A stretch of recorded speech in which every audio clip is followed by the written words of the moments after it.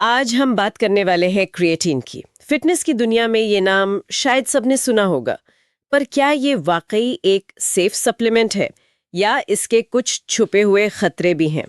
हमारे पास कई तरह के सोर्सेज हैं, कुछ साइंटिफिक पेपर्स, आर्टिकल्स और हाँ, लोगों के अपने अनुभव भी। तो आज हम इन्हीं सबको खंगालेंगे, है ना? कोशिश करेंगे कि क्रिएटिन से जुड़े मिथक और जो असलियत है उसे समझ सकें, क्योंकि सुनी सुनाई बातें और असल रिसर्च में अक्सर फर्क होता है। बिल्कुल। और क्रिएटिन के साथ ये खास तौर पे जरूरी है क्योंकि इस पर रिसर्च बहुत ज्यादा हुई है। मतलब ये शायद सबसे ज्यादा स्टडी किए गए सप्लीमेंट्स में से एक है। दशकों से इस पर काम चल रहा है और जो बड़े नाम हैं जैसे international society of sports nutrition, उन्होंने भी इस पर काफी कुछ कहा है। तो देखते हैं सबूत क्या कहते हैं असल में। चलिए, तो सबसे पहले वही सवाल जो सबके मन में आता है, सेफ्टी। क्या क्रिएटिन लेना सुरक्षित है?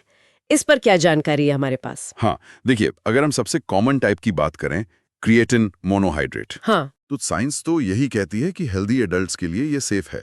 ISSN जैसी संस्थाएं भी यही मानती हैं।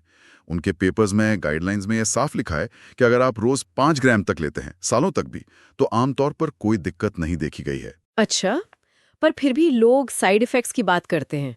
काफी डर भी रहता है। क्या रिसर्च में साइड इफेक्ट्स बिल्कुल नहीं मिले? नहीं, ऐसा नहीं है कि बिल्कुल नहीं मिले, पर यहाँ एक मजेदार बात है। एक बहुत बड़ा मेटा एनालिसिस हुआ था, मतलब कई स्टडीज को मिलाकर एक बड़ी स्टडी। उसमें पता चला कि जिन लोगों ने क्रिएटिन लिया और जिन्होंने प्लेसिबो लिया, मतलब नकली दवा, हाँ। उनमें साइड इफेक्ट्स रिपोर्ट करने में कोई खास फर्क नहीं था। मतलब ऐसा नहीं था कि क्रिएटिन लेने वाले बहुत ज्यादा साइड इफेक्ट्स बता रहे थे। अरे, ये तो काफी इंटरेस्टिंग है। तो फिर ये जो डर है, खासकर किडनी को लेकर कि गुर्दे खराब हो जाते हैं, ये कहाँ से आया? इस पर तो बहुत लोग यकीन करते हैं। हाँ, ये शायद सबसे बड़ा मिथक है क्रिएटिन से जुड़ा, और इसे समझना जरूरी है कि ये कंफ्यूजन होता क्यों है। देखिए, जब कोई क्रिएटिन लेता है तो ब्लड में एक चीज बढ़ती है, क्रिएटिनिन। हाँ, सुना है इसके बारे में। अब होता क्या है कि डॉक्टर्स बढ़े हुए क्रिएटिनिन लेवल को अक्सर किडनी प्रॉब्लम का साइन मानते हैं। अच्छा, तो ये लिंक है। बिल्कुल, यहीं से सारी गड़बड़ शुरू होती है। लेकिन क्रिएटिन सप्लीमेंट लेने वालों में ये बढ़ा हुआ क्रिएटिनिन लेवल जरूरी नहीं कि किडनी डैमेज का सबूत हो। ये असल में क्रिएटिन के बॉडी में टूटने का, उसके मेटाबॉलिज्म का एक नॉर्मल रिजल्ट है। ओ, तो अगर किसी की किडनी पहले से हेल्दी है तो ये बढ़ा हुआ लेवल चिंता की बात नहीं होनी चाहिए। इसे एक तरह का फॉल्स अलार्म समझ सकते हैं। ये समझना तो बहुत जरूरी है, वरना लोग अपनी रिपोर्ट देखकर ही घबरा जाए। हाँ, बिल्कुल। हाँ, अगर किसी को पहले से कोई किडनी की दिक्कत है तब तो उसे कोई भी सप्लीमेंट डॉक्टर से पूछ कर ही लेना चाहिए, वो एक अलग बात है। सही कहा। तो ये तो हुई सेफ्टी और मिथकों की बात। अब फायदों पर आते हैं। क्या ये सिर्फ मसल्स बनाने, स्ट्रेंथ बढ़ाने तक ही सीमित है या कुछ और भी है? आजकल और भी बातें सुनने में आ रही हैं। हाँ, और यहीं पर क्रिएटिन की कहानी और भी दिलचस्प हो जाती है। पहले तो इसे बस एथलीट या बॉडी बिल्डर का सप्लीमेंट मानते थे, पर अब रिसर्च का दायरा बढ़ रहा है। कुछ हाल की रिपोर्ट्स बता रही हैं कि इसके फायदे शायद लॉन्ग लाइफ, मतलब दीर्घायु, और दिमाग की सेहत यानी कॉग्निटिव हेल्थ तक भी जा सकते हैं। दिमाग की सेहत मतलब ब्रेन के लिए भी? ये तो बिल्कुल नई बात लग रही है। जी हाँ, अभी शुरुआती रिसर्च है और काम होना बाकी है इस पर, लेकिन कुछ संकेत हैं कि क्रिएटिन ब्रेन में एनर्जी सप्लाई बेहतर कर सकता है। कुछ स्टडीज में मेमोरी, फोकस, यहाँ तक कि स्ट्रेसफुल सिचुएशन में दिमाग की परफॉर्मेंस में भी इंप्रूवमेंट देखा गया है। कमाल है। हाँ, और ये भी देखा जा रहा है कि शायद उम्र बढ़ने पर या नींद पूरी ना होने पर ये ब्रेन को सपोर्ट दे सकता है। मेटाबॉलिक हेल्थ, मूड, इन सब पर भी इसकी भूमिका देखी जा रही है।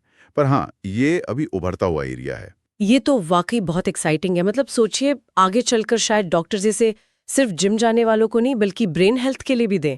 खैर, इसके लिए तो और रिसर्च चाहिए होगी। चलिए वापस आते हैं साइड इफेक्ट्स पर। आपने कहा कि मेटा एनालिसिस में प्लेसिबो से ज्यादा फर्क नहीं था, पर फिर भी कुछ लोग तो अनुभव करते हैं ना, जैसे पेट फूलना या ऐसा कुछ। हाँ, आपका सवाल बिल्कुल सही है। ये कहना कि कोई साइड इफेक्ट नहीं होता वो शायद ठीक नहीं होगा। कुछ हल्के साइड इफेक्ट्स हो सकते हैं, जैसे कुछ लोगों को पेट में भारीपन या ब्लोटिंग महसूस होती है, हाँ, ये सुना है मैंने। या थोड़ी पाचन की दिक्कत, गैस वगैरह।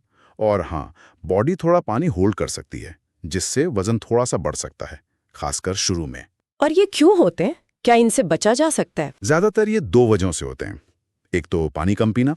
क्रिएटिन सेल्स में पानी खींचता है, तो बॉडी को ज्यादा पानी चाहिए होता है। अच्छा। दूसरा कारण हो सकता है लोडिंग डोज, मतलब शुरू के कुछ दिन बहुत ज्यादा क्रिएटिन लेना, जैसे 15-20 ग्राम रोज। हाँ, वो जल्दी असर के लिए करते हैं शायद। हाँ, पर अब ज्यादातर एक्सपर्ट्स मानते हैं कि ये लोडिंग फेज जरूरी नहीं है। आप रोज 3-5 ग्राम भी लेंगे तो कुछ हफ्तों में वही लेवल पहुंच जाता है मसल्स में, और इससे वो शुरुआती साइड इफेक्ट्स का चांस भी कम हो जाता है। तो मतलब तरीका सही होना चाहिए। बिल्कुल सही डोज, जो आमतौर पर 3-5 ग्राम रोज की है, अच्छी कंपनी का प्रोडक्ट, और सबसे जरूरी दिन भर में खूब सारा पानी पीना। इनसे ज्यादातर हल्के साइड इफेक्ट्स मैनेज हो जाते हैं या होते ही नहीं।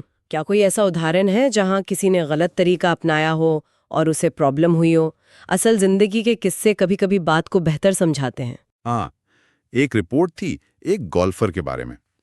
उसने क्रिएटिन की बहुत ज्यादा डोज ले ली थी, रिकमेंडेड से कहीं ज्यादा, और साथ में पानी भी ठीक से नहीं पिया था। ओह, नतीजा ये हुआ कि उसे कंफ्यूजन और चक्कर आने लगे, जो असल में गंभीर डिहाइड्रेशन के लक्षण थे। मतलब शरीर में पानी की बहुत कमी हो गई थी। तो प्रॉब्लम क्रिएटिन की नहीं, उसके गलत इस्तेमाल और पानी की कमी की थी। बिल्कुल, ये केस यही दिखाता है कि डोज का ध्यान रखना और हाइड्रेटेड रहना कितना जरूरी है। जरूरत से ज्यादा कोई भी चीज नुकसान कर सकती है। ये अच्छा पॉइंट है। अब अगर हम अर्जुन के अनुभव को देखें, जिसका जिक्र था हमारे सोर्सेज में, वो एक अलग कहानी है।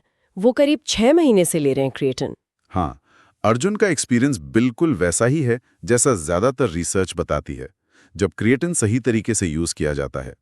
उन्होंने बताया कि जिम में परफॉर्मेंस बेहतर हुई, मतलब वो ज्यादा वेट उठा पा रहे थे, ज्यादा रेप्स कर पा रहे थे, और सेट्स के बीच रिकवरी भी तेज लग रही थी। और साइड इफेक्ट्स? हाँ, उन्हें शुरू में थोड़ी ब्लोटिंग हुई थी, जो काफी कॉमन है, लेकिन उन्होंने पानी पीना बढ़ाया और कुछ ही दिन में वो ठीक हो गए। वो सबसे इंपॉर्टेंट बात, उन्होंने रेगुलर हेल्थ चेकअप करवाया, जिसमें किडनी फंक्शन टेस्ट बिल्कुल नॉर्मल आए।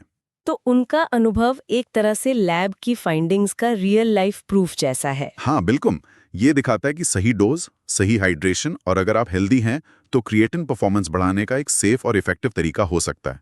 हल्की फुल्की शुरुआती दिक्कतें हो सकती हैं, पर वो मैनेज हो जाती हैं। ठीक है, तो अगर हम इस पूरी बातचीत को समेटें, जो कुछ हमने डिस्कस किया, तो मेन पॉइंट्स क्या निकल कर आते हैं? एक आम इंसान को क्या याद रखना चाहिए? मेरे ख्याल से कुछ खास बातें हैं। पहला, क्रिएटिन मोनोहाइड्रेट पर बहुत रिसर्च हुई है और हेल्दी लोगों के लिए इसे सेफ माना जाता है। दूसरा, किडनी खराब होने वाला डर वो काफी हद तक मिथक है। हाँ, क्रिएटिनिन लेवल बढ़ सकता है, पर वो डैमेज का साइन नहीं, मेटाबॉलिज्म का हिस्सा है। सही। तीसरा, फायदे शायद सिर्फ मसल्स तक ही नहीं है, ब्रेन हेल्थ और लॉन्ग लाइफ जैसे एरिया में भी इसकी पोटेंशियल देखी जा रही है, जिस पर और रिसर्च हो रही है। ये बहुत इंटरेस्टिंग है।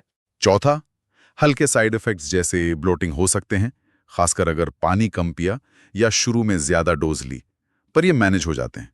और सबसे जरूरी, सही डोज लें, अमूमन 3 से 5 ग्राम रोज, अच्छी क्वालिटी का प्रोडक्ट चुनें और खूब पानी पिएं।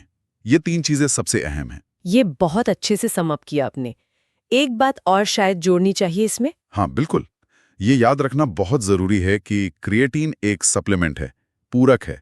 ये अच्छी डाइट और हेल्दी लाइफस्टाइल का विकल्प नहीं है, उनका साथी हो सकता है। जानकारी हमेशा भरोसेमंद सोर्स से लें, सिर्फ सुनी सुनाई बातों पर ना जाएं।